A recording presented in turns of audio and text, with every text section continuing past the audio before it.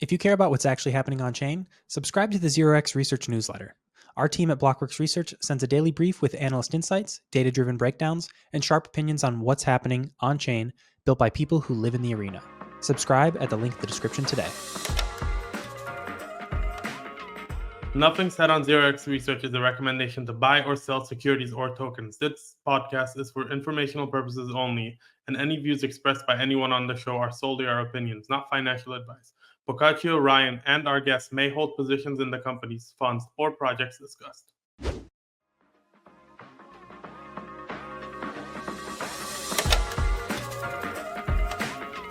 Welcome. Another episode of 0x Research. Today, Mark and I from the Blockworks Research team are joined by a big cast of Rollup related, L2 related, various spaces within the ETH Rollup and L2 ecosystem. We've got Lewis from Gelato, Leland at Succinct, Hubert with L2Beat, and M Team of Spire Labs. How's everyone doing today? Glad to have you all on. I'm super excited to be here. Awesome. Yeah, great to be here. Perfect day, perfect timing to discuss Ethereum L2s, I think, after yesterday's FUD, I suppose, mix of FUD. Like everybody is FUDing each other, I feel, but yeah, perfect timing. Yeah, there's been, I think, some hot topics here around, we're getting into one of those conversations on CT, at least again, around good for ETH, bad for ETH. You've got a lot of large companies, corporations, and even crypto adjacent teams announcing like new L1s that maybe are EVM based, but perhaps surprising that they're not, rollups or L2s specifically. The Stripe paradigm, Tempo chain. You've got Circle with, I think it's Arc. There's been several other recently in the past, maybe weeks to months. Curious your guys' takes on, what are your thoughts here? Maybe just open it up, like, if you want to hop into is this bullish, bearish ETH, or just what this means for like the L1 versus L2 relationship? What do we think this means kind of going forward, and how are we thinking about it? Yeah, I'm happy to open the floor here, although I'm already looking forward to all the other spicy takes. So yeah, from my end, first of all, I'm Lewis. I'm the co-founder of Gelato, and we have been running various services on EVM chains, originally Ethereum, like 6 years ago, I think we started the project. But we're also very much known for our Rollup as a service offering, powering chains like Kraken's Inc. chain that's running on Gelato, Raya chain, that's a perp DEX, Open Campus, Arena Z. We have a bunch of these chains, and we deployed these chains into production for 2 years now, and we gathered a lot of information on how our real customers and their users actually using Rollup technology. What are they doing on their chains? What do they care about? I would say the way I read this Stripe L1, Circle's Arc L1, Google's L1 or whatever, is in reality, L2s are ready-ish, but they're also not really ready. At least not in the original way that they were meant to work and were envisioned by Ethereum. And back in the day, L2s were meant to inherit Ethereum security. That was the whole point. Ethereum came to the conclusion that the L1 alone wouldn't scale for the world's use cases, for the Stripe payment chain or whatnot. So I think Ethereum is already very much better positioned than a chain like Solana to actually deal with the fact that there's huge companies with their own use cases that want to build chains like Stripe, right? Like Stripe launching their payments thing on Solana would be really, I think, no one is even considering that. But they could have launched an Ethereum L2 and they didn't, right? And why did they decide to go with their own L1? I mean, best would be to ask them themselves, but I'm sure they will put out some statements. My own personal take is, sure, there's always like an L1 premium type thing. I think there's a lot of projects considering L1s because they think it will pump their token or valuations more. There's some truth to that. I don't think that's a major factor for Stripe. We all know that they're like a private company that wants to stay private and for as long as possible, probably. So who knows? Maybe they have some degen token play there. Paradigm is involved, so I'm sure there's some token play as well. But I don't think so much, to be honest, that that's the major factor. I think I could imagine that they want to build something huge here. Like, I think they want to shake up the world. And right now, having a centralized single sequencer server is not really that big. I mean, Base has been killing it. Coinbase has been killing it on their server. But I think Stripe is thinking bigger than that. And in reality, you can't really do that today so well with Ethereum because we currently lack the technological maturity of rollup-based sequencing technology. We lack the technological maturity of native rollups. So we still have single sequencers, like single boxes servers, like Arbitrum, Coinbase, many of the chains that we are running, Gelato chains, like a single sequencer boxes. That's very different from what Ethereum is, right? And I think Stripe's aspiration is to be similar to what Ethereum is, and but for payments, right? And we still have security councils and multi-sigs securing our L2s. So like that is also not Ethereum, right? Ethereum is not a multi-sig. It's a network of validators, right? And I think Stripe, even though they start fairly centralized, what I found really bullish, I think in general was very bullish that they are launching a chain for payments. That's usually bullish for the space. Like that's 100% PMF for blockchains for global payments. That's so sick. But what I was also bullish on in their announcement is that they put in there that they said that they want to become permissionless at some point and progressively decentralized, which just means is that they want to become like Ethereum. But they can't because there's no base sequencing, like at least not at scale in production readiness today. There's no native rollups. There are no native rollups today. So they would have to opt for a single server box. They would have to opt for multi-sigs and smart contract upgradability. And last but not least, ZK is, we have Leland here from Succinct. ZK, I think, is also really what was missing from Ethereum rollups. The big ones today, Arbitrum based, they all have optimistic fraud proofs. And that just means their settlement times are insanely slow, 7-day windows.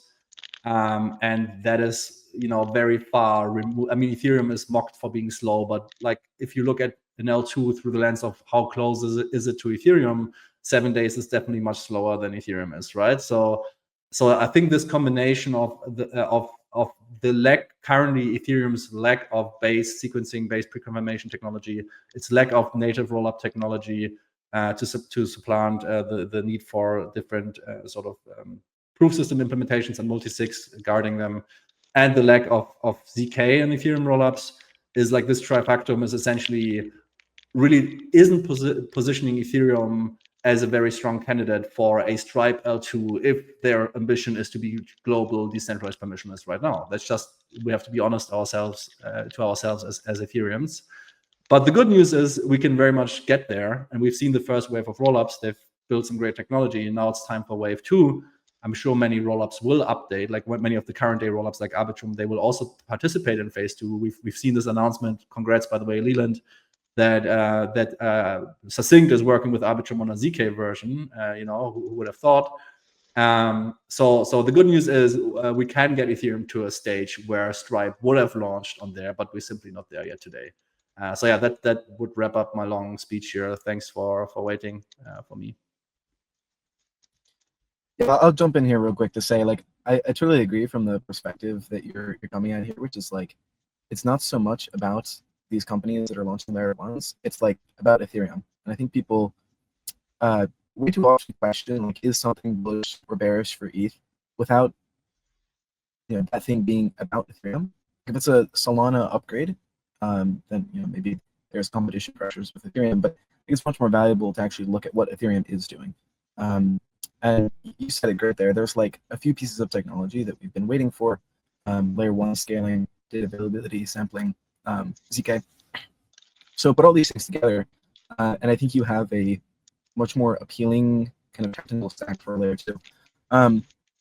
If I had to guess at like why these layer 1s are not layer 2s, I would say it's probably Matt and the Stripe board got into a room and said we should launch a layer 1 together, and no one even brought up it should be a layer 2. I think it's just not a there's not enough of a value proposition from an economic perspective of being a layer 2. I think John actually said earlier on Twitter, he said the greatest advantage of being a layer 2 is you could just siphon users away from Ethereum layer 1. And I think for many chains, that's a really good distribution mechanism, right? Because a lot of they want to get Etherland, so a lot of their users are on layer 1, a lot of liquidity they can get from layer 1. But for someone like Stripe, I think they're looking for a different class of users. They're looking for banks, they're looking for small businesses, and they're looking for like e-commerce. And those just kind of things just don't exist on layer 1. They could at some point in the future, and I think they will exist quite prominently on layer 2s. But for Stripe, I think the appeal of being a part of the Ethereum ecosystem just isn't worth it for them. Yeah, that's my take. And I would maybe just add that now it's probably the last possible moment to launch an L1. Also, that's why I called them like the Alt L1 final boss. Because if you think about it, we are in this pivotal moment when after a couple of years of developing L2s, the tech is slowly getting ready to all of those big updates like based and native, right? Because like 3-4 years ago, without all of this ZK research and development, I don't think anybody would even, would think about native rollups in like next 5 to 10 years from back then. So I also think that's maybe a bit more strategic for them to get as big of a cut from the pie as they can. I see. I mean, I think the main reason why they went with the L1 is probably because they want like more customizability. I think all these chains will have some level of like block lists or allow lists, and they've already like mentioned this in their like press release. And so ultimately, I see these new L1s as like very bullish for crypto, but and gives like even more credit to EVM because both Tempo and Circle like upfront said like, oh, we're supporting EVM. Whether it's like EVM equivalent is like still to be determined, and like there may be some nightmares over there. I mean that overall will mean like more tooling for the EVM and just more general awareness for crypto overall. And I think like as time evolves, like as L1s become more mature, maybe like they will reconsider their like L1 stance, or like future chain, like I guess like future like corporate chains will be like, like they'll maybe be like Robinhood and like, oh, actually we want to go full like Arbitrum, like why roll our own stack? Because rolling your own stack is also like way more difficult too. I think it's also an interesting question to ask what would convince them to go the L2 way in the future, right? That's an interesting question to ask. And I think while I agree with your point, M-Team, that Stripe probably didn't care about any of the liquidity or users on Ethereum. And one way to look at L2s is, like you said, you can siphon off, or you can take liquidity and users from Ethereum to your chain. I mean, technically that thesis would have to play out for Unichain. I'm not sure how well it's going there. But I think there's also simple infrastructure technology aspects that Ethereum is very well positioned for that have nothing to do with the L1 that make it attractive as a settlement/data availability layer for L2s. And there, I think, I mean, that's technically, that's the whole point of rollups. At least, for example, the way that Celestia looks at rollups is they're just chains that post their data to another chain for like data availability consensus. Like Cosmos had this idea, right? Like, why is Stripe not building a Cosmos chain? It's also an interesting question, right? Why they're not building a Cosmos L1, and why are they not using that stack? And I think like the reason for Stripe to move to an L2 model would be if their stakeholders and operators in the system would be able to reduce their cost basis massively, because these global networks, they do cost money, right? Like Ethereum has a lot of costs as well. I don't know if you guys at Blockworks have data on this. How much does it cost to run the Ethereum network? I'm sure there's figures across all of the nodes and validators, right? They have to be paid. Like essentially, what are we buying as L1s or L2s with our money is like we're buying data availability consensus, like we're buying decentralization, right? The problem with the current L2s is that they were supposed to therefore also become really decentralized on Ethereum, and they're not today. And I think Stripe wants to be decentralized. I actually think that they honestly, like, again, their goal is as big as Ethereum's goal, right? Like they want to be just like Ethereum, a global, permissionless, decentralized network for payments at some point. The funny thing about Ethereum's positioning, though, is technically Ethereum is positioned and wants to position as a network layer to build other Ethereums on top, right? And right now, like with a single L2 single sequencer server box, that's not an aspiration like to be another Ethereum, right? Like Ethereum is not a single server box. But with base rollups, native rollups, ZK rollups, you can really build on top of Ethereum another Ethereum that is has one thing that is different. It doesn't need to spin up its own validator consensus layer anymore. That's the point of a rollup, right? But it can focus on execution and application-specific use cases. So I think there's a massive there might be a massive pull for Stripe eventually to update to become an L2 once it's evident that they can achieve similar level of decentralization worldwide by building on top of Ethereum as a based L2. And yeah, like I think Ethereum wants to be like, it's almost like it's positioned as Ethereum as a service. But the reality is today you can't really do that because the tech isn't quite ready.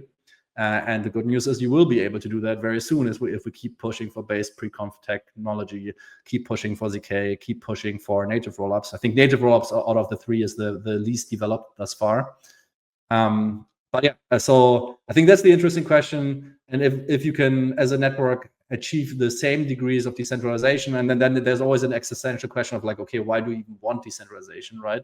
And I think the reason is to span global jurisdictions, to have credible neutrality, to have permissionless innovation, permissionless payments at some point be done on your platform. And I believe these are all goals that Stripe probably aligns with, and they actually want to build themselves right now because, I mean, first of all, yes, it's a big story for them, but also probably right now they see an easier path to get there by rebuilding the L1 from scratch right now, because L2s don't give you like this nice template for achieving Ethereum level decentralization right now. It right now probably still see, if you're serious about it, there's a path of being an L1 to get there, right? Like Ethereum has shown that path, Solana has shown that path to various degrees, and the path for an L2 to be truly decentralized is not really laid out. I mean, what L2 truly is, right? Like I think Tycho and so on, they tried, but to be honest here, it's not as proven as an Ethereum as a Solana, right? So I think they are big enough to do what the big guys already did, because they know that can work, and they maybe don't feel the need to be the first to prove that you can also do this as an L2, because like, why be the first if you're big enough to go a proven route already and have less uncertainty there.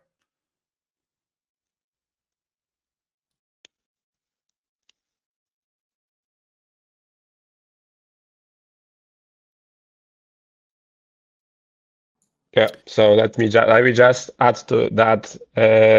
I pretty much agree with most of those takes, because if you will like even check L2Beat.com right now, there is not a single like stage 2 a general purpose rollup that is actually having any canonical value on it. And yeah, it's the same story with like based and native ones, right? So yeah, we don't really like I love what Arbitrum team is doing, right? I love what Optimist team is doing with their like stage 1 implementation, but as you mentioned, they are still mostly optimistic.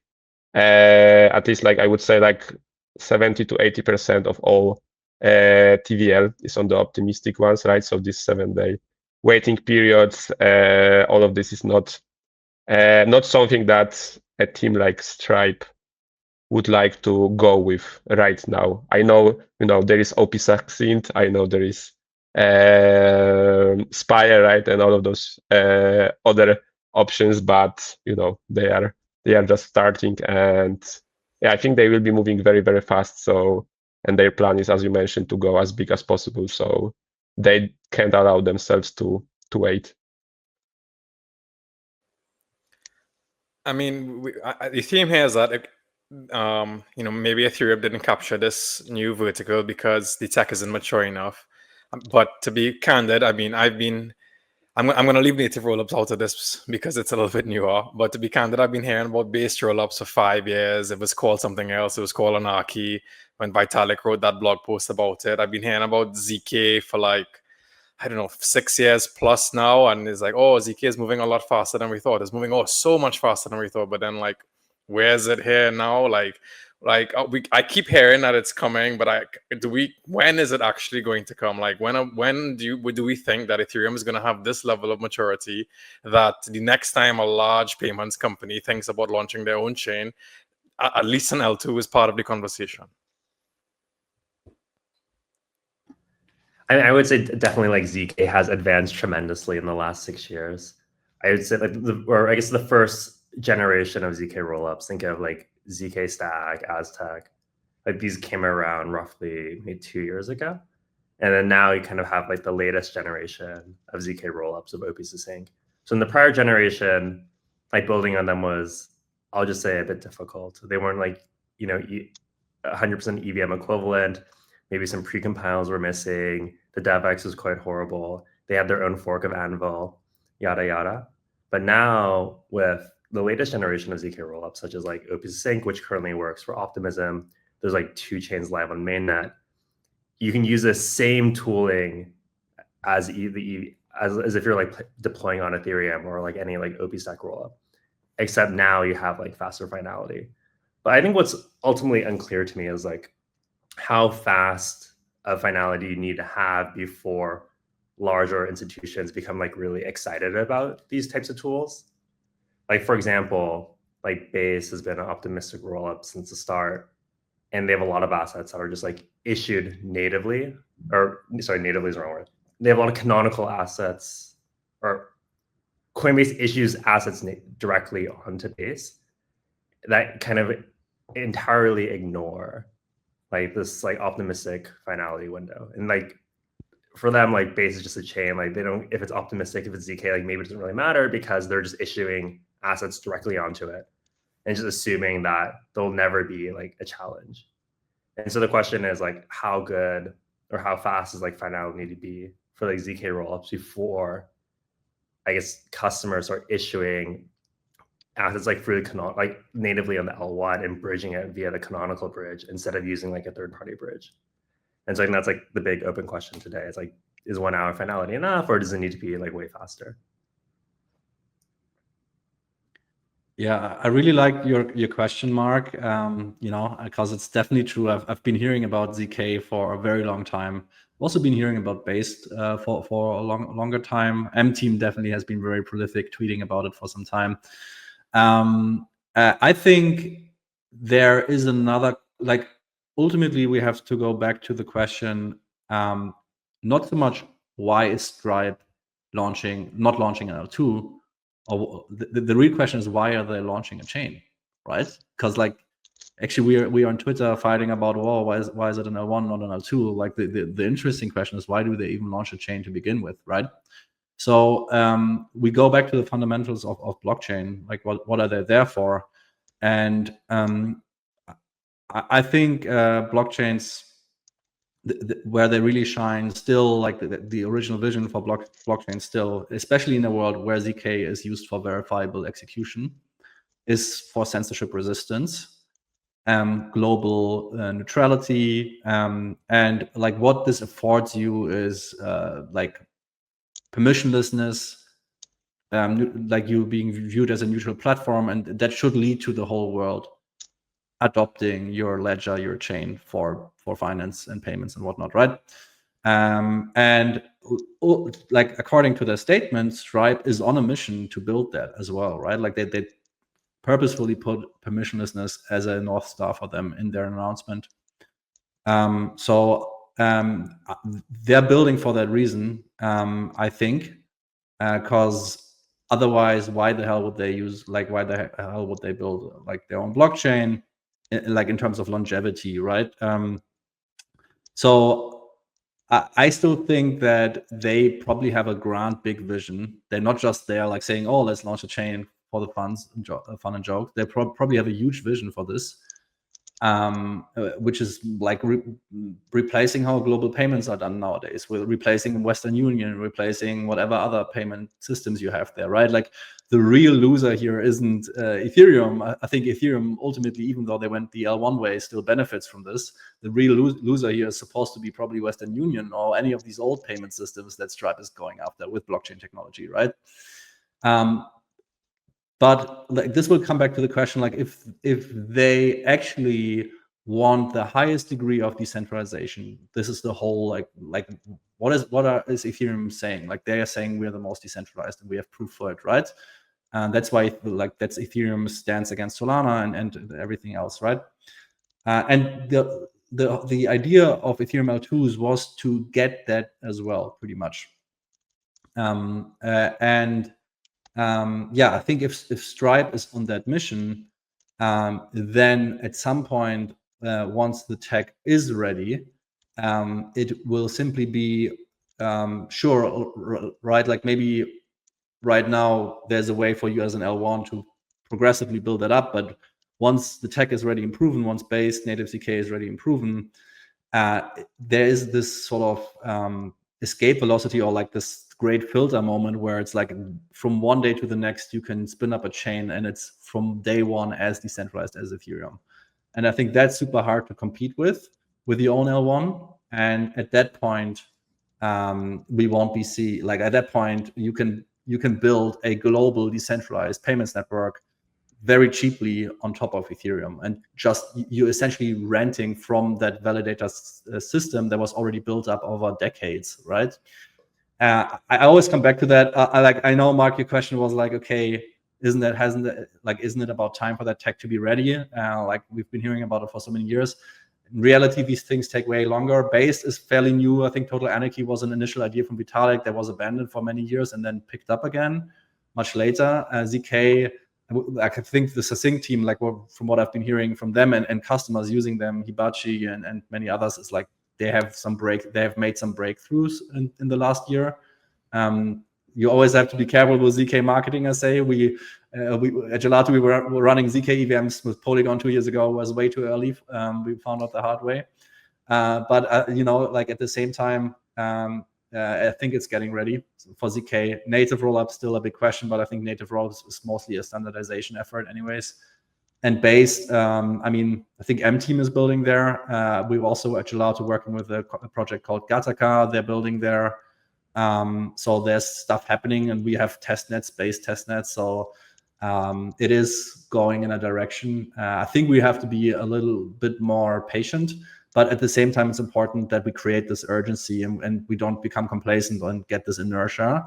The wake-up call here is L2s aren't finished yet, even though Coinbase has one with billions of TVL in there. That's not the final form of L2s. This ain't even my final form, right? Like there's a next wave coming. And I think, so stay tuned for the next wave of L2s. Too bad that Stripe already wants to launch now, but I wouldn't say the chance is zero that they won't upgrade to an L2 model in the far future. Like not far, but maybe like, who knows, maybe 5 years from now. Lewis, like what would be the feature spec? Like this features of like the next generation of L2s? Like how do you define, like what is what is that definition of it? Is like an hour finality, 1 minute finality? Like, what does that mean exactly? Yeah, actually, I think jump in here real quick. I think there's a temptation to like think about the features that like we care about as like nerds building this stuff. But I think like most practical, ideal next generation rollup for me would be instant withdrawals to layer 1. So call it a withdrawal, just like moving tokens. I want more than that. I wouldn't do any contract call from my layer 2 to layer 1 instantly. And we know it's possible. Like we've done the research. Spire is building it for layer 3s and layer 2s right now. There's no reason you couldn't put that onto layer 1. And I think the ideal case is, the ideal features, I should say, are instant deposits, instant withdrawals. And those deposits and withdrawals can be whatever you want, anything cross-chain, and developers can have a seamless experience doing it. That's like very developer facing though. For users, I think there's very much a demand for lower latency. It's like it's like the Amazon thing. Users will always want faster deliveries. Users will always want faster transactions, cheaper transactions, and we can get there. We have the technology and we have the research. Now it's just a scale issue of putting it all together. And Lewis, I do want to hear from you on how Gelato's thinking about that as well. Yeah, 100%. So there's this whole article that I wrote on ETH research, and we also worked on a version of it with Blockworks, which goes very much into data on current L2s. And there's this Ethereum settlement score, ESS, that I propose very much to L2Beat, to Hubert and the team here, trying to get them to derive value from what I'm proposing there. It's drawing upon what they built already, a lot of the data that they have already as well. But it's just this new way of sort of measuring what an L2, how close to Ethereum an L2 is. Like, it's measuring the Ethereumness of an L2, right? And with the goal here being that as an L2, your decision is, okay, I don't want to launch on Ethereum because it's too slow, it's too expensive, but I do want to have the same level of global distribution, decentralization, and censorship resistance that Ethereum has. And if you have a perfect ESS score of 1, then you are basically like Ethereum. That's the meme. It's a score from 0 to 1. It's spicy because technically all current L2s would get a straight 0. There's not a single non-zero L2 today. And 1 is a bit of a mimetic North Star. I think you can be very, like, achieving a score of 0.2 on the Ethereum settlement score is already pretty high. I could share my screen here. I don't know. Anyways, check it out on ETH research, Ethereum settlement score. It's a post that check it out on Blockworks. There's an article that we published. But to get to your question, like, yes, it's about instant deposits. That's the bridging part from the L1 to the L2. But for me, really, it's a question of, hey, who's securing this deposit, right? Is it Ethereum, or is it some third-party bridge provider that you hope will never be hacked, will never see a server hack, right? And Lazarus will have a much easier time hacking all of the bridges that we use nowadays that already provide you with instant deposits. Because as a normal user, you think, wait a second, instant deposits, they already exist, right? But in reality, it's like a third-party bridge provider that gives that abstracts it for you today. It's not Ethereum that is securing that transfer or that asset. So I think that's why ZK is so important, and I know that's also what you meant, MT, probably, right? Like getting to instant canonical bridging, like instant asset transfer of Ethereum assets between Ethereum and the L2s that only involves ZK math and doesn't involve a third-party server that everybody prays doesn't get hacked, right? That will definitely make your rollup more like Ethereum. And I mean, Stripe, like, it's an interesting question, like, is Stripe going to have proof of stake? I actually didn't look that up, but what is even securing the chain, right? Like, what are their validators doing? Is it proof of authority? At which point it's basically like a very centralized consortium chain. I think they have bigger aspirations like that. But if it's proof of stake, you can very easily also measure the security of Stripe versus Ethereum. And I'm sure they would be interested in acquiring more security, right? If they want to be the global payments network. Security doesn't sound too bad. Like, not having fraud and payments reverting and whatnot on your chain would be very great. And that's what Ethereum is known for, right? So yeah, I think achieving a similar level to Ethereum security means the rollup has to be ZK. All of the assets on the rollup have to be on Ethereum. And then you get instant bridging into the rollup, and very important, transaction inclusion. That's what L1s are good at. If they're decentralized, you have a decentralized validator set, meaning that you, even if one validator censors you, another one will include you. This doesn't exist today on rollups. There's forced inclusion mechanisms, but they're quite naive. They take 24 hours or so to clear on Arbitrum. Technically, there's a multi-sig that can still censor you, I think. I think that's what stage 2 is about, if I'm not mistaken, L2Beat. But yeah, like, censorship resistance, that's really important. Getting your transaction included in the ledger on time. You know, like, that's what Ethereum is really good at. And for that, we need base sequencing. We essentially need users to like get the confirmations of inclusion from the L1 validators, even though they're transacting on a rollup. And yeah, last but not least, we should remove multi-sig that secures everything like it is today on L2s. And yeah, so again, I recommend everybody listening to this pod read my ETH research post, Ethereum settlement score. I come with a lot of great data in there about current rollups. And the essence of the Ethereum settlement scores is essentially not just saying that we should use base sequencing to get censorship resistance on rollups, or that we should use decay to get instant deposits, improving latencies and withdrawals. It's also using empirical data from your rollup, saying, okay, how are the users using the rollup? What are the assets on the rollup? Are they actually assets that exist on Ethereum, or are they just minted on the rollup L2? At which point Ethereum is basically completely out of the picture. I think someone just mentioned that with tokens on base like Kaito or others that basically don't even have a record on Ethereum. And like Vitalik recently said, Ethereum wants to be the world ledger. If you have a native asset on the L2 that doesn't exist on Ethereum, the L2 asset in this sense is definitely not using Ethereum as the world ledger. And yeah, there's other things like canonical bridge volumes and this and that. But yeah, to cut this story short, in a hypothetical world where you can deploy an L2 and you get Ethereum level of censorship resistance and decentralization with that L2, like that world we don't live in now. I think if we lived in that world, maybe Stripe would have gone that way. And I think we can get there.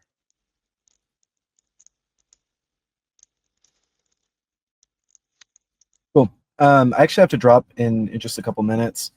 So I'll kind of get some closing thoughts here. I think that there's a lot of exciting things happening in Ethereum on the technology side, but none of it really matters until we can get it in front of users and in front of institutions. There's a lot of really great teams that are pushing for that. I think L2Beat is doing a lot of stuff behind the scenes that's super, super helpful on that side. I just want to shout out Etherealize and all the work that they're doing with TradFi institutions as well. I think that, yeah, just final closing thought, we should all take a little bit more time to think about what Ethereum is doing that's bullish for ETH or bearish for ETH, instead of constantly comparing it to these projects that aren't even live yet. So that's my closing thoughts. Thanks, OX Research. It's been great. Bye, guys. Awesome. Thanks for hopping on, M Team. Before we jump over to the next couple of topics, I'm going to do a quick shout out for our sponsors for today's show. First off, before we get to the sponsors, Blockworks itself, we are hiring a research data analyst. So if you live in SQL, you love on-chain data and making sense of it, check out the link in the show notes and apply, or check the QR code. Oh, that's the new newsletter QR code. Sorry. Check the link in the show notes to apply. We would love to hear from you guys. Actively hiring, and data is, of course, the core of the Blockworks business. So definitely want to hear from you on that. Shout out to our sponsors for today, though. Aptos. Bitcoin DeFi is heating up on Aptos with nearly 400 million in BTC assets on chain. Aptos users can now earn yield on their Bitcoin via Echo aBTC and OKX xBTC without the typical bridge risks and high fees. Thanks again, Aptos, for sponsoring today's stream, as well as Eigenlayer. Is your treasury losing value to inflation? Learn how to make digital assets like ETH and SOL productive with uncorrelated protocol-driven staking rewards. For CFOs, DATs, and corporate treasurers, the path to integrating liquid staking and restaking should be risk managed and aligned with long-term strategic goals. The Productive Treasury Report from Liquid Collective and EigenCloud outlines practical adoption and a forward-looking vision for the role of the modern treasury as a strategic enabler of new technology. Read the Productive Treasury Report today by following the link in today's show notes. Thank you to today's sponsors. Let's jump back into it. I think, Lewis, M Team kind of left us off there with a nice note. You started to jump into a couple of different ideas. I think there's maybe two directions we could go here. One is around this idea of like kind of where bridges are today, canonical versus sort of like third-party bridging, as well as like this idea of how we, measure, giving scores to things and using those as like targets. When it comes to L2s and rollups specifically, it's like, today there may be stage 1, stage 2, and we want them to be some ideal target in the future. I don't know. Curious to jump wherever you guys are most interested, like this issue of, canonical versus external bridge usage. Like why so much dominance of external bridges? And is this something that we see getting flipped at some point, or is this kind of like a harsh reality, inevitability that we just kind of have to deal with? Yeah, so maybe I will just add some context to our viewers, because we at L2Beat actually have a framework to measure 3 different types of tokens on L2s. So you basically have canonically bridged assets. So the ones that use Ethereum as their main ledger, right? You have natively minted ones, so like stuff that was mentioned for Base, for example, that they issue their own tokens on their own chain, and externally bridged ones that rely on those either external blockchains, right, or using some third-party bridges. And maybe like 2 quick case studies. So like the first would be like the example I'm using is USDC on Arbitrum. So for example, on Arbitrum, you actually have 3 different types of USDC. So you have canonically bridged one, natively minted one, and the one that is using Circle CCTP. So like in case of Arbitrum going down, like technically speaking, all of those 3 would behave differently. I mean, like USDC is already pretty permissioned by design, but yeah, like in terms of like if Arbitrum would go down, in theory, having such a stable coin, if you would be the lucky one to have actually like the canonically bridged version, you could probably just come back to Ethereum, right? And that wouldn't be a big deal for you.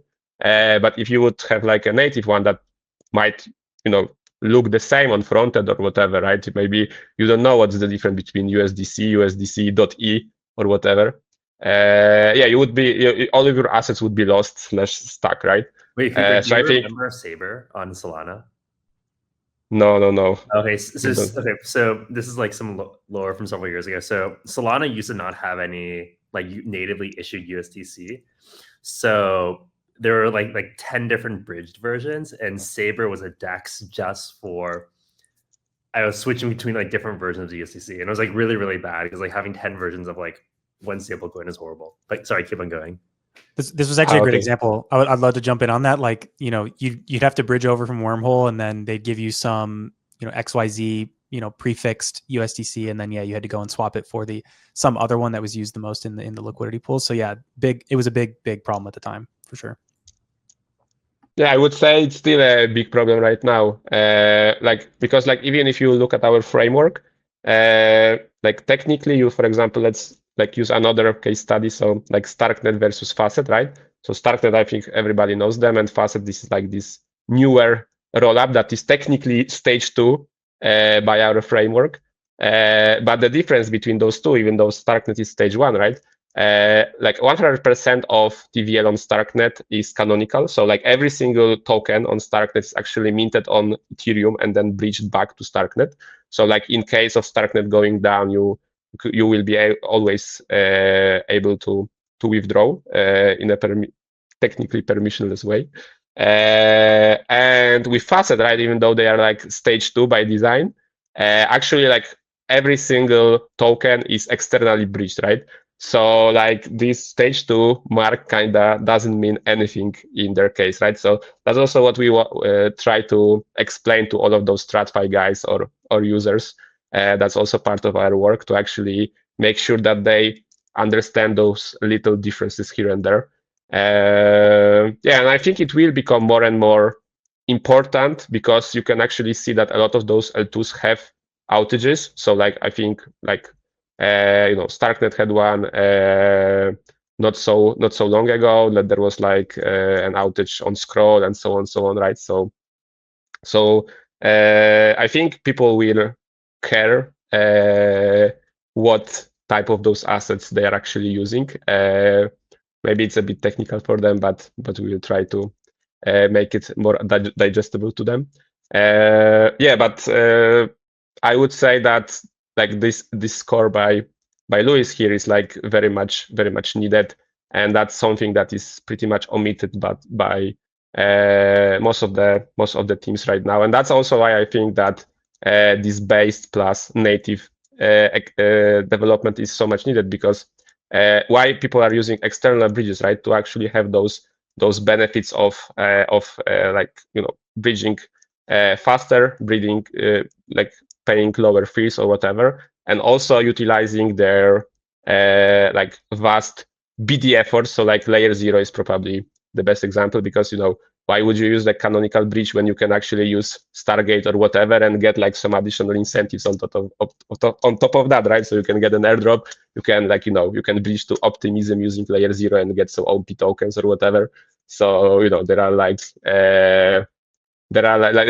are companies that want to make money, right? So they will always offer you probably a better deal, but there's always a trade-off for this type of things. So yeah, I think like everybody that is like interested should just jump on L2Beat at least once in their lifetime, and maybe just having a quick glance over all of this data that we present, and kind of try to come up with their own conclusions, I would say.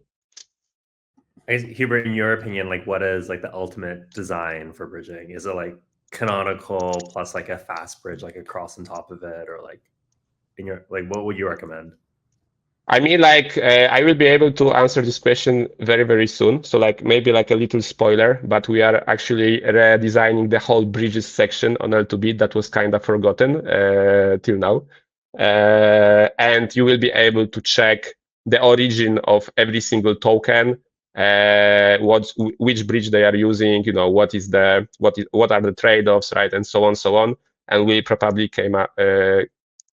create just another framework for all of those. But I'm incredibly neutral, and I see. And I think okay. And we will of course like with stages, we'll probably give people like very high level overview of how we think they should approach those problems. So like I think like with Rollups, we don't like tell people like what to do exactly. There is like a lot of different ways to achieve stage 2, right? So I guess my answer is like, let's wait for a month or two, and then I will be like, we will make something as digestible as stages and risk rosette, and you will be able to make your own conclusions on that topic. So we need just little bit more time on that. Yeah, I guess the big thing here to focus in on is there's this, at least as it stands today for a lot of cases, is the sort of convenience versus risk or security trade-off. And maybe the difficult part there is solving the convenience without sacrificing on that risk or security part of the puzzle.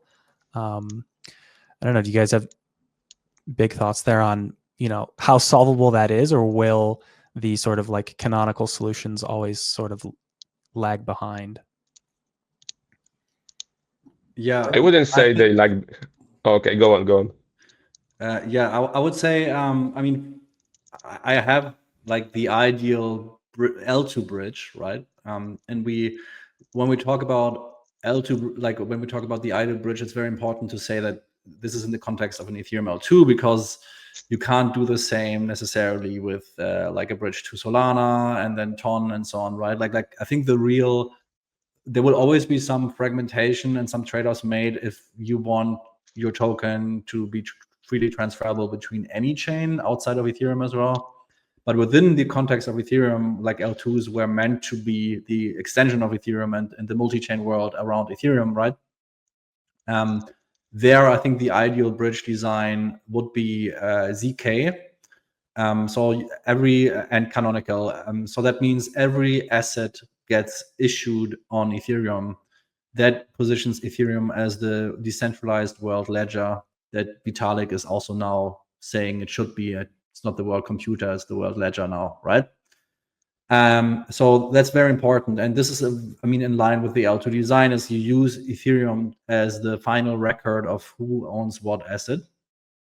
Now you lock your asset on Ethereum into the L2 canonical bridge contract because you want to do application-specific stuff with it on an L2, like a payments L2 or a private L2 or a perps L2, whatever it is. And here is the problem of current day L2s. You lock them up in these bridge contracts, and these contracts are upgradable and owned by a multisig for various reasons. That's the first issue. So goodbye, like like Ethereum is out of the picture, to be honest, at this point. Like if a multi-sig is owning that bridge contract like it is nowadays on L2s or a security council, there's various, of course, degrees of security that these multi-sigs afford, right? There's shades of gray here, but still it's a multi-sig. And yeah, so in the ideal case, this is not a multi-sig anymore. It is, in the ideal case, a smart contract from a rollup that has a rollup state transition function that is natively executed by Ethereum VL1. That's like a native rollup, and that has instant ZK, which Leland and the Succinct team are working on. Instant ZK would be the ideal bridge because actually, when you deploy a rollup on Gelato or another RAS provider, picking a bridge is also like sometimes annoying because you have to work with these third-party bridge provider teams. You have to get them to be interested in your rollup, and normally you also have to pay them a sum to even deploy on your rollup. What they give you in turn, like Layer 0, for example, they're probably the best at it. They give you instant bridging from and to your rollup, and they give you this nice network of routes, right? So that it's often a good deal for teams, but at this point, they're definitely not like these assets that come in via Layer 0 OFTs or something. They are not secured by Ethereum anymore once they enter your rollup, right? Like, so you've given that up completely.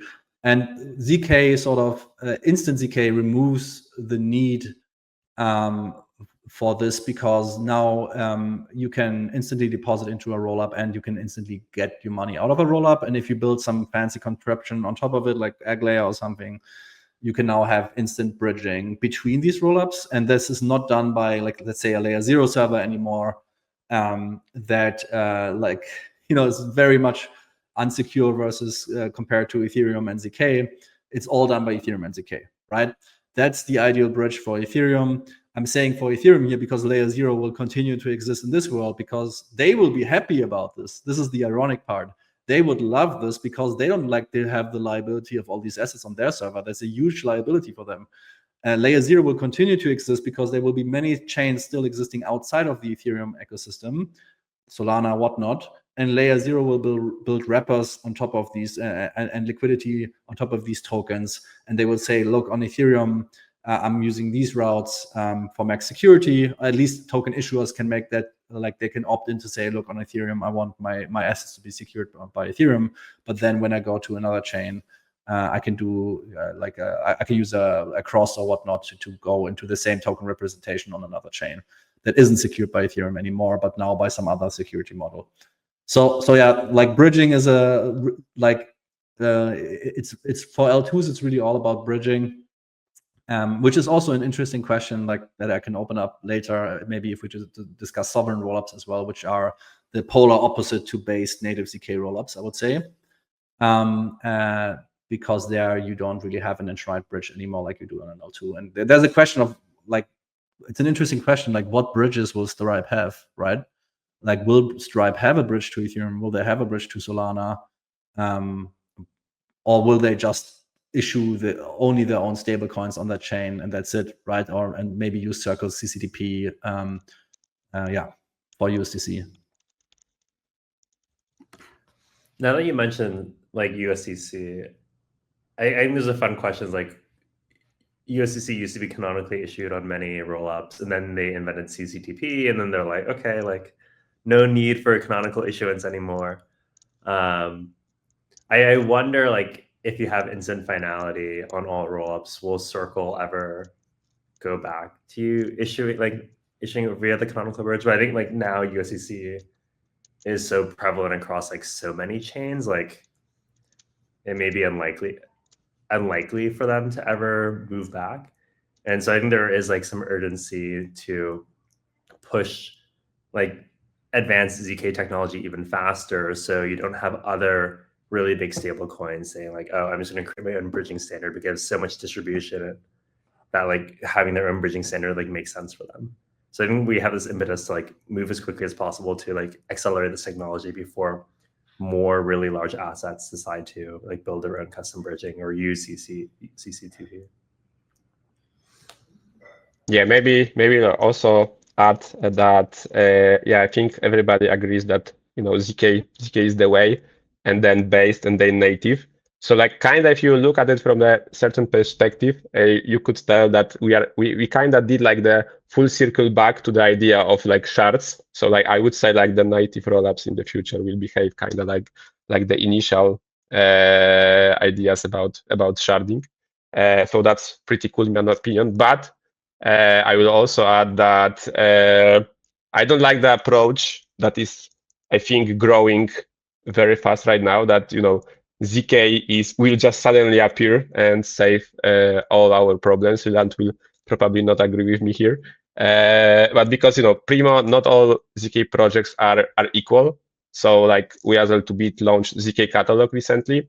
And you can actually see that even using ZK tag as a rollup, there might still be like hidden trust assumption that make it not Ethereum level security anyway. So like I'm curious what how Succinct will position themselves like outside of just, you know, like OP Succinct, or maybe like, you know, like developing it further. But yeah, I don't like I think like we are still like at least like 2 or 3 years from the basic conception of a native rollup, and like the conception of like the scaling end game, and only then we'll be able to kind of like end, or maybe not end, but like start like developing the last pieces of tech that we need. No, that's a good point. Like not all like ZK solutions are the same. There are like subtle like differences between them. And this is why like Eve really cares about having like multiple clients, because if one client has a bug, like the chain will hopefully not halt. And they care a lot about like client diversity. This is actually relevant for the Stripe chain very much. That we probably have all just these one new client. L1s will not have multi-client, of course. Like building one client's hard enough. So like expecting them to have multiple clients is just like not going to happen. Like even Solana, like building multiple clients has taken a long time for them.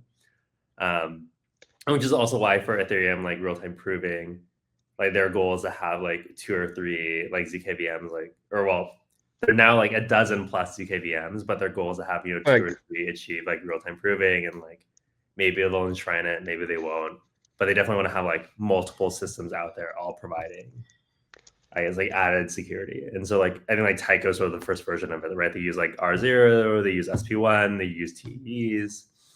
You're going to combine as like much technology together to ensure your thing is like secure, and like that one hidden bug doesn't take down your system. That's true.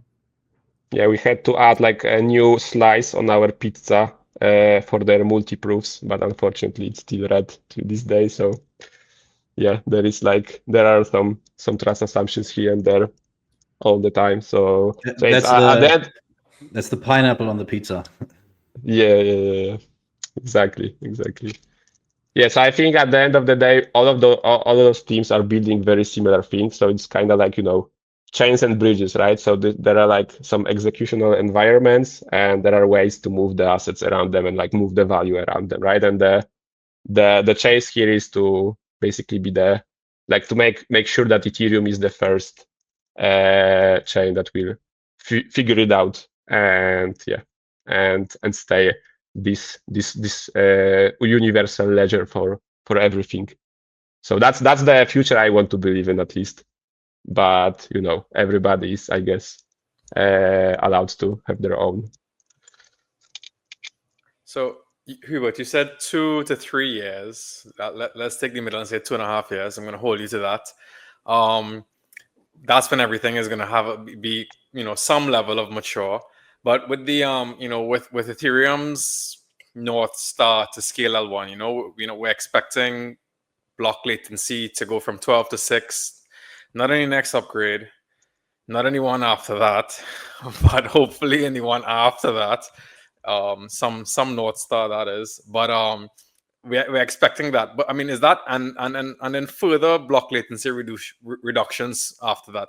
Is that going to keep pushing what the definition of real-time proving is on Ethereum? Are we going to get real-time proving if Ethereum keeps cutting down the latency? Leland, I'd love to get an answer from your end, or if it's going to change the pie at all, Hubert, let me know. Yeah, I think like everybody that is interested in this topic should just probably first check if proofs, then check ZK catalog, and then just talk with all of those teams directly.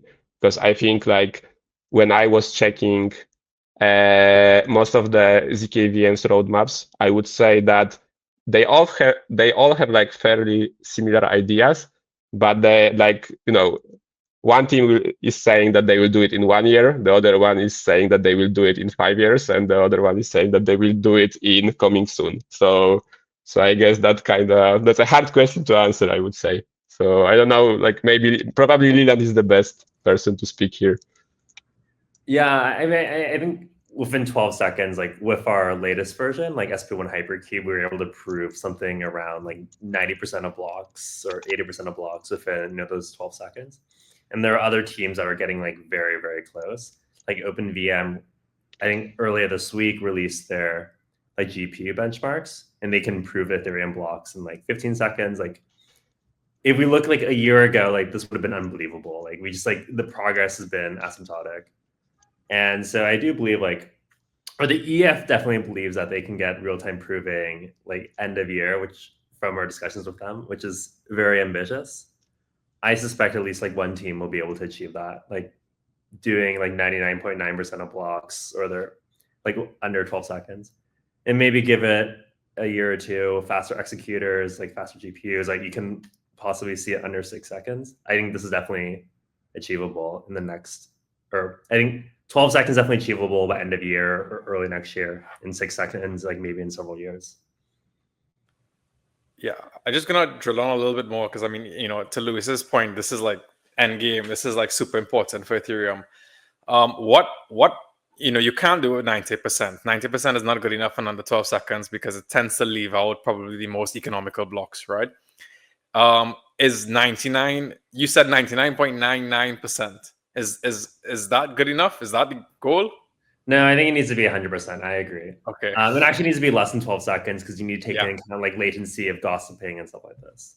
But there are things that Ethereum can do to make this like more, to make it easier on the zkVMs. Like for example, there's some EIPs that will have a cap on how much an individual cap on how much gas an individual transaction can use, and like currently how a lot of zkVMs do real-time proving is they like prove on a per transaction basis. So if one transaction is really, really big, it slows everything down. And so if you limit how big like a transaction can be, say like maximum like 5 million gas or some arbitrary number, that actually does help speed up like proving time in the worst case scenario. And the EF is like seriously considering like, does it make sense for us to like implement this EIP if it helps like real-time proving? There's one in the Fusaka upgrade to limit that, right? Later this year. I mean, at least proposed. And then you said, it's 12 seconds now, roughly. Last year, you said that would be unheard of. What was it last year? And then so I'm trying to get like an idea of the trajectory that we're on. Yeah, last year was in the order of magnitude of minutes. Okay, so. And is it going to be exponential growth from here, or are we going to like start to hit bottlenecks and be like linear, slowly cutting off a second now here and there? And it's really hard to say. Okay, like last year, we're like, wow, this is really fast, and we found some like tricks that we can do. I think the low-hanging fruit is getting harder to solve, but like we're exploring like new proof systems and entirely new designs, so it's hard to say. Yeah, I didn't mean to put you on the spot there. I only ask because it's hard to get this information online anywhere else. It's very hush-hush. Like we don't know, right? So even we don't know. Awesome. We can. I'm gonna do one more shout out for our sponsors, and then we'll take it in one last direction before we close out today, guys. Another quick shout out to Aptos. With nearly 400 million in BTC assets on chain, supported by a secure, fast, and affordable MVM environment, Aptos has become the BTCFi growth chain. Aptos users can now yield on their Bitcoin via Echo's aBTC and OKX's xBTC without the typical bridge risks and high fees. With support from Echo, OKX, and Stacks' SBTC, Aptos is the best place to go for best-in-class yield on Bitcoin. Appreciate the support, Aptos. As well as EigenLayer and EigenCloud. Corporate and protocol treasuries face a major challenge today. Cash and traditional instruments are losing ground to inflation. A new industry report from Liquid Collective and EigenCloud lays out the next evolution of the digital asset treasury, moving beyond just passively holding Bitcoin to actively making digital assets like ETH and SOL productive through liquid staking and restaking. For CFOs, DATs, and corporate treasurers, the path to integrating liquid staking and restaking should be risk managed and aligned with long-term strategic goals. The Productive Treasury Report outlines practical adoption and a forward-looking vision for the role of the modern treasury as a strategic enabler of new technology. Read the Productive Treasury Report today by following the link in today's show notes. Jump back into it. If anybody had anywhere else they wanted to take that convo, but one thing I wanted to ask, which I think feels kind of prescient, and maybe loops everything back together to this idea of Stripe launching their own chain is, I think we've been hitting some of these walls in the conversation here of like, Mark and Leland going back and forth on, how many years until real-time proving is really, really, really real-time, especially if things continue to speed up. Same goes for like, at what point in time are we getting, native rollups that are actually, live and real? Is there sort of like a race and maybe a risk here when we consider some of these large institutions kind of coming on chain? You already have Coinbase, exploring and making waves with Base. Robinhood obviously is another big one, and their sort of rollout and work with Arbitrum. And then obviously all the conversation around Stripe today. Is there sort of a risk here from a timeline perspective of, if these, sort of roll up and ZK proving and other necessities to like really get this ideal system put together take too long? These large corporations and companies and other players who might come on chain are sort of forced or get stuck. Like, they choose to go a certain direction, and then maybe that's just good enough. And there's not really a reason for them to maybe change course at some point in the future. Would love any thoughts on this, like how we're thinking about it. Yeah, I think I would flip it to there's a lot of opportunity right now that Ethereum doesn't want to miss, I'm sure. So it's all about the opportunity, but sometimes I think we have to step away. We're all like fully like working on crypto full time, right? So we are all very impatient.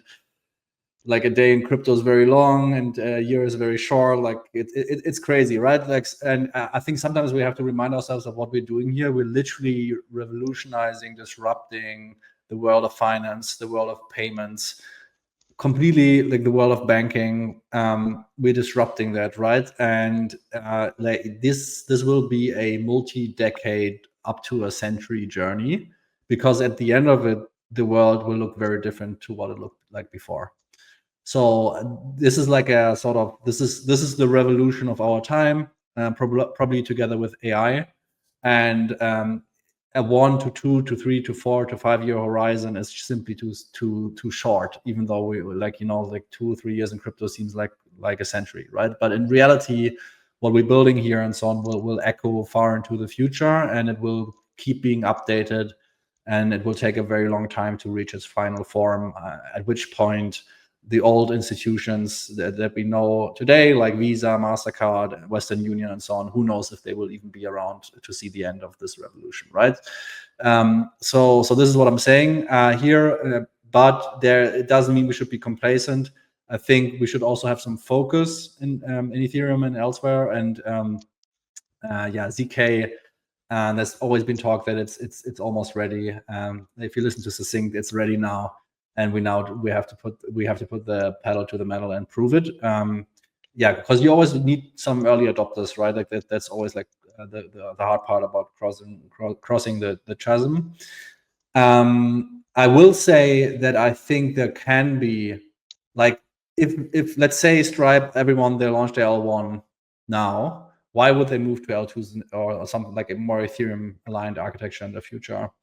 Either two options, either because it will benefit them massively, because they will save a lot of cost this way and increase profit margins. That's the obvious one. The other one is because they will be almost forced to, because their shit will be hacked, right? And there's gonna be 0 days I'm still surprised that we haven't seen a major bridge hack in a longer time. But remember, 3-4 years ago, the bridge hacks were commonplace, like Ronin Bridge, Binance, Wormhole, like massive hacks, right? Like, who says that Circle's CCTP will never be hacked? That would be disastrous, catastrophic, right? At this point, they might reconsider having their own server attestation servers for bridging and going back to a ZK instant bridging with Ethereum. That might be very compelling after such a hack, right?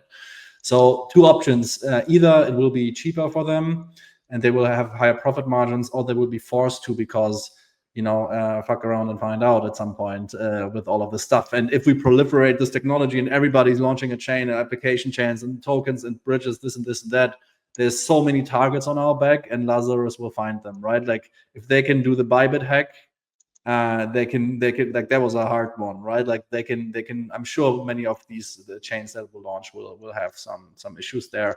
So I think these are the 2 vectors for bringing people back to Ethereum. And what is Ethereum even doing? Ethereum is an exporter of censorship resistance, and thanks to ZK, of security as the world ledger, because hacking Ethereum is impossible. Like, it's not impossible, but we know how hard it is, right? Hacking Wormhole, Layer 0, whatnot, all of these, like Chainlink, whatnot, is much easier than hacking Ethereum. So if Ethereum wants to be the world ledger, I think then ZK is the unlock to export assets on the world ledger to chains with ZK, which and you will still have Layer 0 and so on, because this will be the Ethereum chain system, the most secure one. But you will have other systems that aren't part of the system that still need to be connected somehow. They will have less security. But yeah, like, I think it's an interesting question also to ask why, does Stripe care about bridging? They actually explicitly said they don't care about Ethereum bridging. I think we sometimes forget that the main purpose of L2s is to get the same pristine version of Ethereum on your chain, right? Of ETH, the asset, I mean. And actually, interestingly, if you look at the data, and nowadays L2s, while they have high TVL, it's like ETH is actually, like, the amount of ETH on L2s is very small, right? So this already shows you that they are a much worse version than Ethereum is for ETH, the asset. So, like, and the outflows are growing as well, like, since like couple months. So actually, like, they are getting even worse.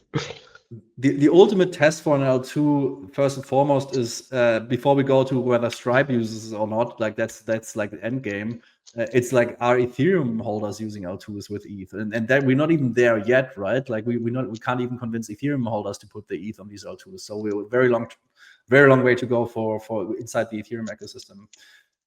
But yeah, like, there's even a question like, does Stripe want any canonical bridge, or do they say, no, we simply issue 3 stablecoins on this chain natively, and all we need is the ledger to be secured, and we're building our nice little sort of validator system for that, right? In this world, I still think they would be better off being a rollup than being an L1, and there's this little known architecture called a sovereign rollup, which I call rollup L1, and the only difference to a normal L2 would be that you don't have a bridge. So maybe you also don't have ZK on a sovereign rollup because you don't need it, because normally ZK is very useful for securing the bridge. And like even in that world, I would say at the very least, even if Stripe says, look, we don't need a bridge to Ethereum, we don't care about ETH asset, we don't care about issuing our assets on Ethereum, we're fine with issuing them on our own ledger and securing them with our validator set. Like, that last part is, I think, whereas, like, you should still become a rollup and use a more decentralized validator set, like Ethereum's or Celestia's, to secure your rollups, your chain's consensus and immutability. So yeah, whether you need to become base native and ZK very much depends on whether you want to use Ethereum as the world ledger. And there's very good reasons to do that. You get a lot of security, I think, for cheap in the future. But even if you don't want to do that, even if Stripe simply doesn't want to do that ever, they should still not be an L1. They should still be a rollup. And on the other extreme side of like, here you have the Ethereumness, the base native ZK version. On the other extreme end of that spectrum, you have a sovereign rollup that simply doesn't have any settlement client, any bridge to another settlement layer, but it still uses a consensus DA layer like Ethereum. Sovereign rollups are a concept invented by Celestia, but they can very much exist on Ethereum as well. Like Ethereum or Celestia, to not have to build your own validator set. So like that's a no-brainer for me. If Stripe doesn't want to become an Ethereum L2 for whatever reason, they don't need it or whatnot, they should still be a rollup, I think, on Ethereum. If Ethereum's DA scales a bit better for me, because to be honest, Ethereum's DA is very constrained still, or another DA layer that is more higher bandwidth already, like Celestia. Yeah, I think my view on this is like there are always companies who want to like roll their own tech stack. And I think this is like just like human nature. Humans like enjoy creating their own things, like whether it's your own blockchain or own rollup stack or building in something else. Like there are just teams out there who will like never use Ethereum, never use Solana. They were like, we're going to build everything in-house, and like that's totally fine. But then there's like a large category of companies such as Robinhood who are like willing to use existing technology out there, or like companies who are maybe on the fence, like should we go with Ethereum or should we, or Ethereum as in building an L1, building a rollup, etc., or rolling their own stack. And I think Mark has a really good point where more corporates are deciding to go on-chain. And the question is like, what pieces of technology do we need to have out there to facilitate this transition? And I mean, I would argue like if you have rollups that are very high throughput, I mean, this is actually sufficient. If you look at Base right now, they do, 100, 120 TPS. They have a lot of assets that they, that are native to the chain. Like their customers were kind of oblivious to this. I think the most important thing is just like scaling up like TPS and having gigagas for rollups. And then I think with that, a lot of corporates will be like, oh, high performance chain that's like tied to Ethereum that we can inherit their assets. Perfect. Like this finality stuff doesn't really matter because we'll have our own like custom bridges, and like because we're big enough, like people don't necessarily need to trust, like people can trust us because we have like a great reputable brand in the system. I think for some like random rollup like ZK matters a lot, because if you're a random rollup, like who are you? You don't have a name, you don't have a brand. Versus like for Robinhood, like, oh, if all the bridges are trusted, like users already deposit, $100,000 into the Robinhood account. Like if you already trust them to hold $100,000 for your brokerage account, like you also trust them to like bridge money across too. And so I think like the most important thing is just like having higher throughput rollups. I think ZK is definitely a great, nice to have, and sometimes essential for more emergent users that like don't have as a robust brand in the space. And also, ZK makes life much easier for developers too by having fast bridging, of course. I think it's a good point. I just quickly wanted to say, like, for me, blockchains are inherently B2B technologies. I don't say that a user will ever know or knowingly select, I want the native base, whatever thing. No, please, like, no way, right? But a company like Robinhood or even big banks, sometimes we think these guys are flawless, but big banks are losing hundreds of millions of dollars in mistakes, frauds, hacks every year, like billions of dollars, billions of dollars. So they will eventually be the ones that pick the technology that reduces their risk and liability, I think, right? Like, so it's not so much a question of whether a user trusts Robinhood or so. It's more a question of, does Robin have a way to protect their risk and reduce the risk and even losses to hacks and frauds, I think. And that's where ultimately, like, decentralized blockchain technologies also really shine. I mean, we know most centralized bridges and exchanges at some point were hacked. But Bitcoin, Ethereum never had a hack, never had anything stolen. Well, I mean, there was like ETH Classic for a reason, but that's in the past. That's a smart contract hack. That's not a blockchain hack, right? Sure, like, fine. Of course, smart contracts get hacked all the time. Yeah, great shout out. I think I agree with you, Lewis, on this point around at least today there's certainly a big like cost and effort trade-off to launch and bootstrap a brand new layer 1 chain versus just shipping an L2 or rollup somewhere, anywhere really, whether it's ETH or not. But of course the resources on the EVM side are quite massive at this point in that space. So yeah, when you consider, a corporation maybe getting into like, an experimentation of launching some on-chain ecosystem or apps, it seems like from like a raw cost and effort trade-off that it would just make sense today to go and do that in an L2 roll-up manner, or if it's an L3 or what have you. But in the most simplistic and probably one of the cheapest ways to do it today, rather than bootstrapping an entirely new chain. But yeah, I guess and I think you mentioned this early on in the pod, but for Stripe, for Paradigm, since this is sort of like a co-led venture, I guess some of those other aspects that that are frequent talking points within the space, at least, is there going to be a token?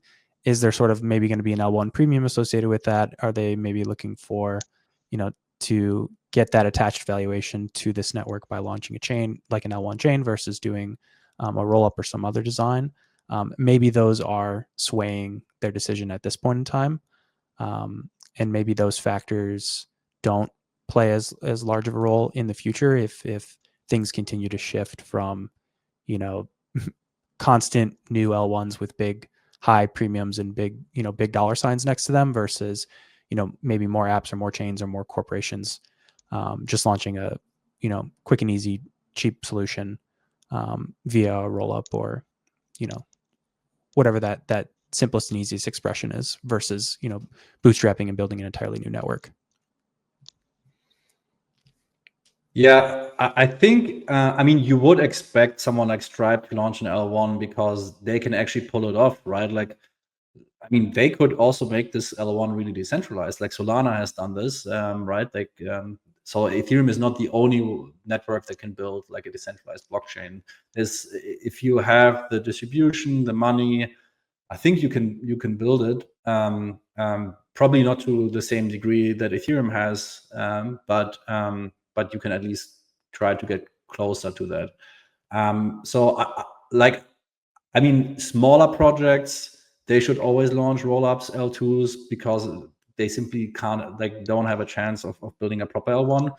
At some point, if you don't care about decentralization and censorship resistance at all, then you like Ethereum also shouldn't matter to you, because Ethereum is all about that. Ethereum exports censorship resistance, global censorship resistance. I would say that's the main export. Why is that interesting? Well, it allows businesses and commerce to span multiple jurisdictions and to have a truly internet global commerce and permissionless innovation happen, right? Like it's a sort of big picture thing, and it's there for the world of global payments, commerce, social media, whatnot, right?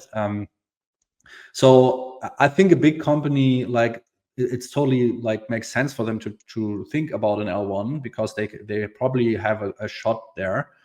The interesting question for me is, at what point are rollups and L2s, right? Again, they're not the same thing per se. L2s are rollups, but there's also L1 rollups, like sovereign rollups. At what point are they more interesting even for the companies that have these massive budgets and that could pull off their own L1? And for me, that's simply when they can achieve, what is Stripe pursuing? Again, they might just be chasing an L1 premium. I don't know, right? But technically, anything that they said, their batch payment, whatever application-specific optimizations that they did, this has nothing to do with L1, L2. That's like a VM customization, and you might as well take that VM and make an L2 out of it, right? Like the L2s are execution environments. The oldest L2 was like StarkX or something, right? So it's L2s support any custom execution environment, any highly parallelized payment system. You can make the SVM, the Solana virtual machine, into an L2, like Eclipse has been trying to do and so on, right? Like anything goes on an L2. The only issue is, for an L2, you then also have to build the proving mechanism. That can be a bit harder for fraud proofs, for sure. Like OP and Arbitrum all build very custom implementations to get fraud proofs done. I think Succinct with SP1, they actually have a generalized prover for Rust, so maybe even that will be easier in the future.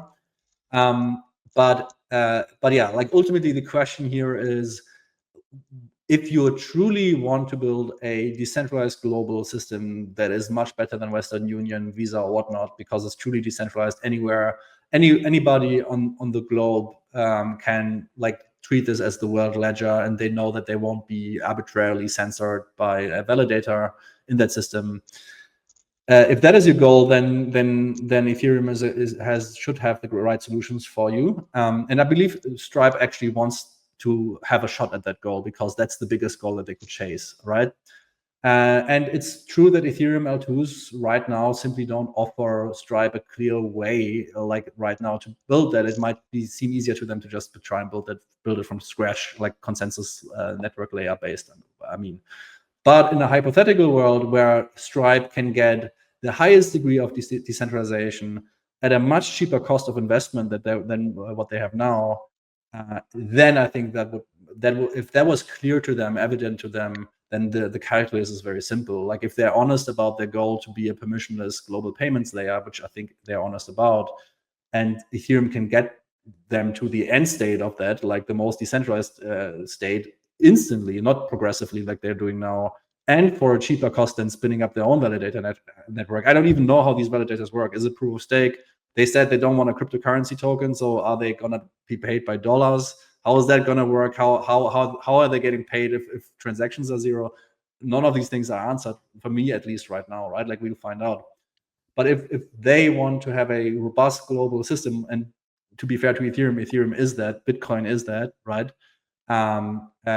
Then I think eventually there is a moment where they will reconsider their choices, and right now is not that moment. We have to be honest to ourselves. Ethereum simply isn't ready for that, right? And we can get there. Awesome. I think we can call it there. Good closeout from Lewis. What I'd love to do though is Lewis, Leland, Hubert, if each of you guys want to just do a quick shout out if you got stuff coming up with your respective protocols, projects that you want to shout out before we close out for today. It was great having you on, and I'll kind of roll out the red carpet for you to say your piece. Yeah, so we actually have a new ZK rollup going to mainnet later this month. So we're really excited and hope you guys use it or interact with it. And then also we'll be shortly releasing a new version of SP1 in the coming months. Yeah, so for us, that will be 2 new sections on L2Beat. So the first one will be dedicated to specific stack ecosystems. So like, OP stack, Arbitrum, Orbit, and so on. I think you will like it very much, because you will be able to very easily compare those stacks between each other. And the second is this new framework for bridges, but this will come a bit later. Not sure if it will be this year, but we will do our best to achieve it. Yeah, so on our end, same old, you can launch your L2s and rollups with us, whether it's Arbitrum, OP, all the good stuff. You can use our Paymaster Bundler 7702 systems if you want to build cool on-chain smart wallets, gasless wallets, account-abstracted wallets, all of that stuff. And in the rollup land, we've been working with the Succinct team quite closely. And I think you can expect Gelato to have some Succinct powered ZK rollups in the not too distant future as well. We will contribute to that. And yeah, we have also been experimenting with based rollup technology. And there will be some exciting announcements about some of the bigger customers that Gelato has that are also interested in becoming based Ethereum rollups, and we're helping them to get there. So yeah. That's that from my end. And again, I'm just chilling. I hope you guys can put it into the podcast notes, the show notes, my Ethereum settlement score, revitalizing the rollup-centric roadmap post on ETH Research, and also the Blockworks article that Mark wrote that is referencing that. Yeah, drop that link over to me afterwards. We'll make sure we get it in the pod notes for sure.